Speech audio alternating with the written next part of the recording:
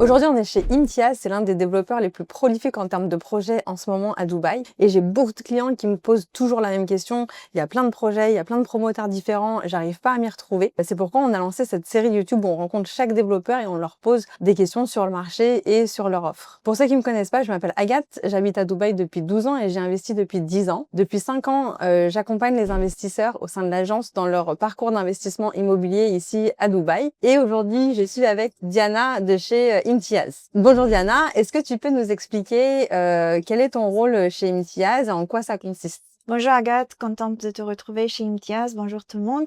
Alors, je m'appelle Diana, je travaille pour Imtiaz et mon rôle c'est d'accompagner les agences immobilières chez Imtiaz, enfin leur présentant les projets et en étant là pour eux. D'accord. Et du coup, est-ce que tu peux nous présenter rapidement Imtiaz? Bien sûr, Imtiaz c'est à la base une compagnie de constructeurs. Donc, on a démarré en 2014 en tant que promoteur immobilier et en 2016 on a eu notre licence pour faire en tant que promoteur. Donc, aujourd'hui, nous avons livré à peu près 6 projets déjà. Ok. Et nos projets sont magnifiques. C'est des projets faits sur mesure, la majorité. Et on peut remarquer que on garde la même qualité à travers le temps. Justement, tu as introduit pour la prochaine question. Qu'est-ce qui vous différencie des autres développeurs? Alors, ce qui nous différencie d'abord, c'est je pense que quand un investisseur achète avec Imtiaz, il va avoir une valeur ajoutée, une valeur pour son argent. Nos appartements sont complètement meublés dans tous nos projets. Nous avons également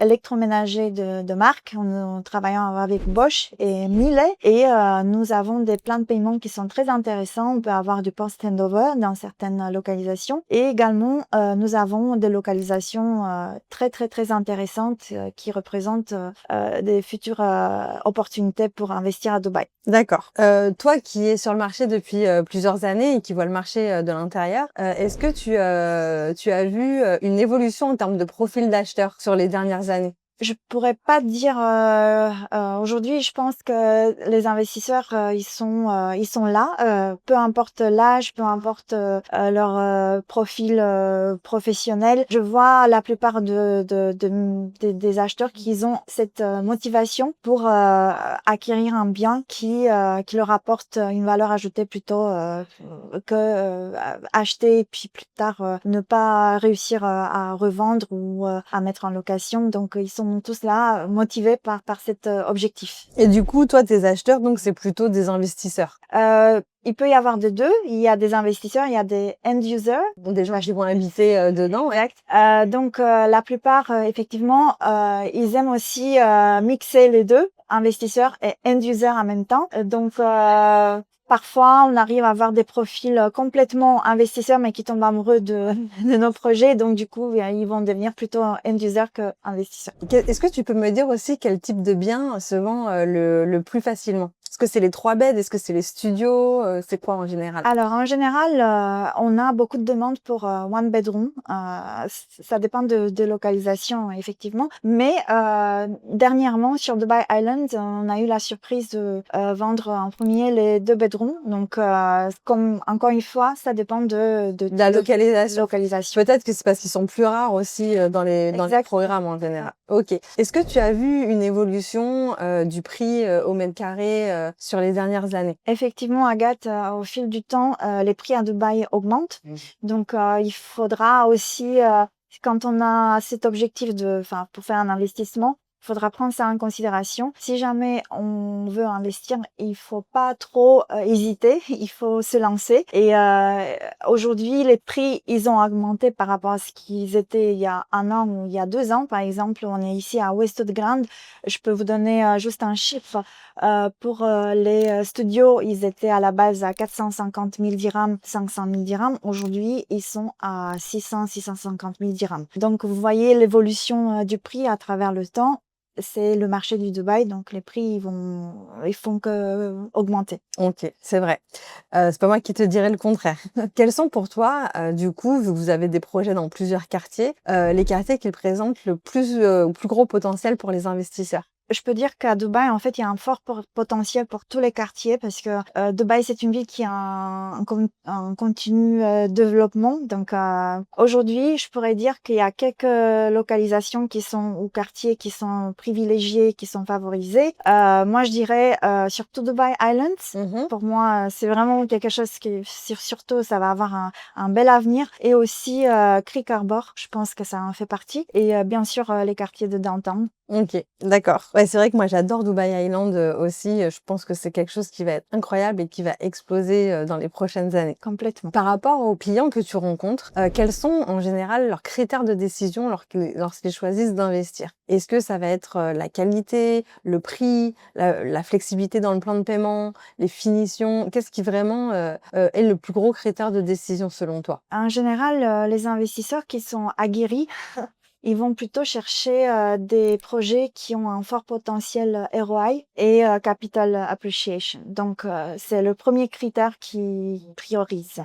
Pour les investisseurs qui ne sont pas complètement dans cet engrenage et ils découvrent la ville de Dubaï, forcément, ils vont demander d'abord les prix. Ils vont demander aussi si les quartiers sont bien, si il va y avoir des problèmes de livraison. Donc, aussi, ils vont être très intéressés par rapport à l'évolution du promoteur. Ouais. Donc, ça dépend de quel type d'investisseur on a devant nous. Ok, c'est vrai qu'à Dubaï, souvent les nouveaux veulent acheter avec des grands noms, alors que les gens qui ont investi ici depuis des années sont moins frileux et donnent la chance aux nouveaux développeurs parce qu'ils savent qu'après, ça va prendre beaucoup plus de valeur dans le temps. Effectivement, moi aussi, j'ai remarqué ça. Maintenant, on va parler des tendances et un peu de l'avenir du marché, ta vision en tout cas. Est-ce que tu penses que les prix vont continuer de monter? C'est pas moi qui pense cela. C'est véridique, c'est une réalité. Donc oui, effectivement, les prix vont continuer à augmenter, à Dubaï surtout. Maintenant, je sais que il y aura encore un fort potentiel de demande sur le marché pour justement pour des personnes qui vont venir à Dubaï se loger, qui vont vivre à Dubaï, qui vont continuer leur vie à Dubaï. Donc forcément, il y aura beaucoup de projets, mais il y aura aussi des prix Beaucoup de demandes, importants. du coup, Beaucoup oui, de demandes, mais du coup, aussi ça les fait prix vont monter les prix. augmenter. Oui, tout à fait. La plupart des investisseurs ici, moi je m'en rends compte, c'est des investisseurs internationaux Oui. et qui pourraient investir finalement un petit peu partout, à Londres, à New York, en France. Oui. Comment vous faites, vous, à Dubaï, les promoteurs, pour vous différencier du reste du monde, pour attirer les investisseurs étrangers? Je pense que déjà, on propose un style, on va dire, innovant. Et aussi quelque chose qui est un peu unique, justement pour pouvoir attirer les investisseurs de partout dans le monde.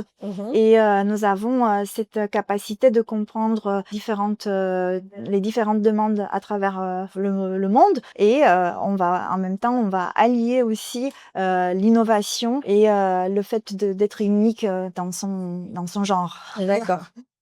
Aussi, tu sais, en ce moment, en Europe et même ici à Dubaï, il y a une grosse tendance à l'écologie, tout ce qui est développement durable, etc. Est-ce que vous intégrez des éléments justement de développement durable, de recyclage dans vos projets? C'est tout à fait ça, Agathe. Je suis contente que tu en parles parce que nous avons, en fait, on a pris une initiative sur nos projets. Pour chaque appartement vendu, on plante un arbre. Donc voilà, on a pris cette initiative il y a quelques années en arrière, justement pour participer à l'écologie de la planète et pour être dans le développement durable. Et vous plantez où du coup? C'est ici à Dubaï ou Et c'est c'est à ailleurs? Dubaï, oui. Ok. Tout à l'heure, on a parlé des quartiers à fort potentiel de développement. Est-ce que, au contraire, tu en as un en tête, un ou plusieurs, dont on parle pas trop, qui est un peu en dessous des radars, mais qui pour toi est un peu un trésor caché, va exploser dans les prochaines années? Quartier qui pourrait avoir un fort potentiel pour l'avenir, je pense, ça pourrait être Meydan, non, parce que Meydan c'est déjà assez connu, mais pour moi ça représente quelque chose qui va avoir un gros potentiel c'est vrai. à l'avenir. Mais je sais qu'on en parle déjà pas mal de Meydan. Ouais, on est encore au début du développement. Moi, je dirais peut-être Ajman ou Dubai South. Arjan et Dubaï, ça se voit, c'est vrai. Chacun pour des raisons différentes, Différents, mais ils ouais. présentent chacun des forts potentiels effectivement de développement dans l'avenir. Quel est le ticket d'entrée minimum pour acheter dans du Imtiaz aujourd'hui? Alors aujourd'hui, c'est vrai que comme j'ai déjà mentionné, nos appartements sont tous meublés. On a de l'électroménager de marque, Bosch ou Miele. On a aussi des appartements très designés avec des meubles qui sont de qualité. Donc on offre un luxe quand même aux investisseurs. Donc les tickets d'entrée seront à partir de, je vais le dire en euros, 170 000 € pour un studio. Ça peut aller jusqu'à 180 à 85 000 €. D'accord, ok.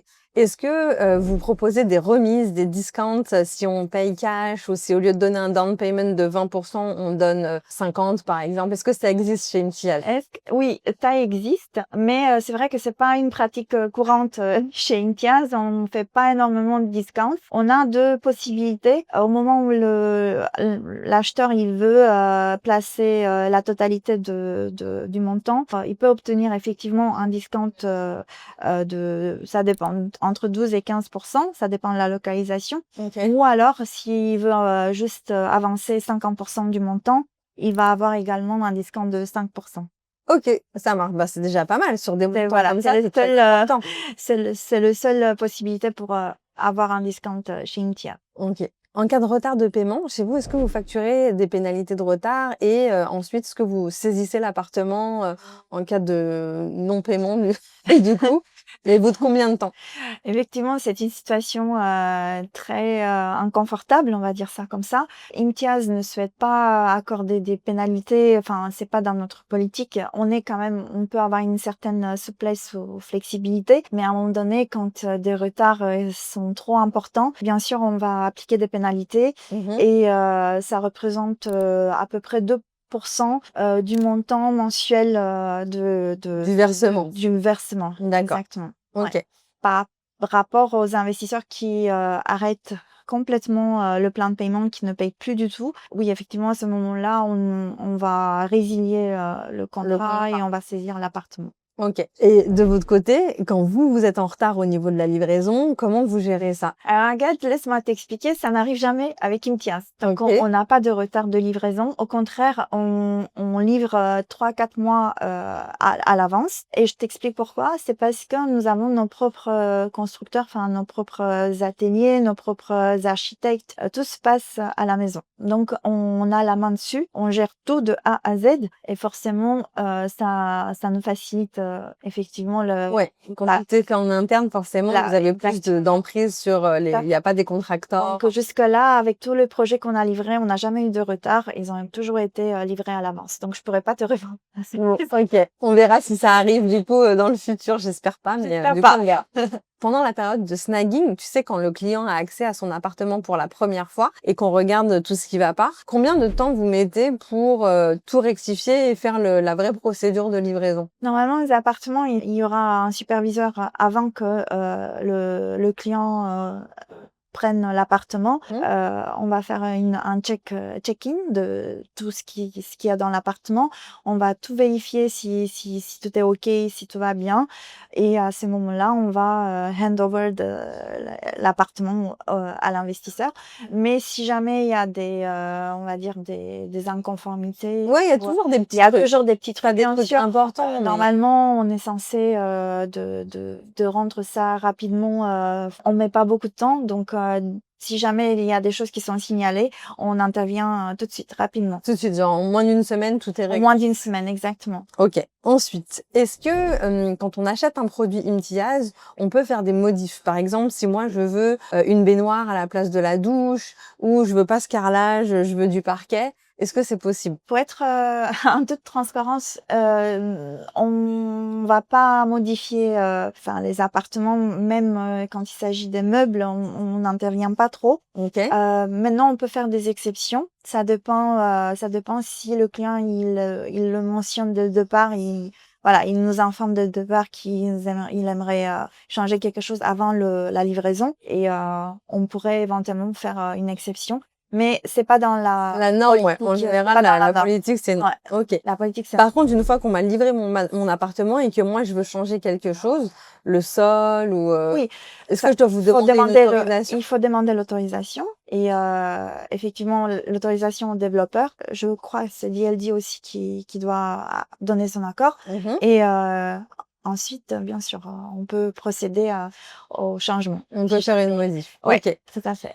Alors ensuite, j'allais dire alors l'autre question normalement c'est, est-ce que vous proposez des packages de fournitures et cetera? Mais vous, comme c'est déjà complètement, Tout faut complètement fourni. D'ailleurs, on va faire une ouais, vidéo où on montre un appartement livré dans du IMTIAS et vous allez voir, c'est incroyable. Il y a les décorations murales, il y a les tapis, top. il y a les canapés, il y a vraiment tout. Donc du coup, vous, non, c'est inclus dans le prix, pas besoin de proposer, ce genre de choses. Et là, on arrive sur la fin, des questions. Moi, la plupart de mes clients, c'est des gens qui achètent à distance et du coup, ils voient pas du tout avancer le chantier. Est-ce que, c'est toi le point de contact durant, tout l'avancement du chantier de la construction? Alors, oui, effectivement, moi, je fais, je suis, on va dire le point de contact, le point de référence par rapport, à l'investisseur, à l'agent et aussi, Imtiaz. Effectivement, moi, je transmets, si jamais il y a, des petits, couacs, on va dire, Mmh. je transmets aux services concernés, mais je vais rester, tout le temps, le point de référence, durant ce processus de handover. OK. Quel est le projet, depuis que tu es, chez Imtiaz, dont tu es la plus fière? Alors il y a Pell House, c'est un très, très beau projet d'ailleurs, je vous invite, ça va être inauguré, cette année, enfin cet été. Donc je vous invite à venir, au Open Doors de ce projet Pell House. OK, C'est un on très, très beau reviendra. projet, ouais. Et puis aussi à Dubai Island, Cotier House, c'est un de mes préférés. Ouais, ouais, c'est vrai, c'est Ça magnifique va et il a être une livraison en 2027. Oui, tout à beaucoup plu fait, à nos clients. On a hâte de voir le résultat, ouais, tout à fait. effectivement. Du coup, là, on arrive, ça y est, à la dernière question. Ça y est, c'est fini. Tu peux, Je peux s'il vous plaît.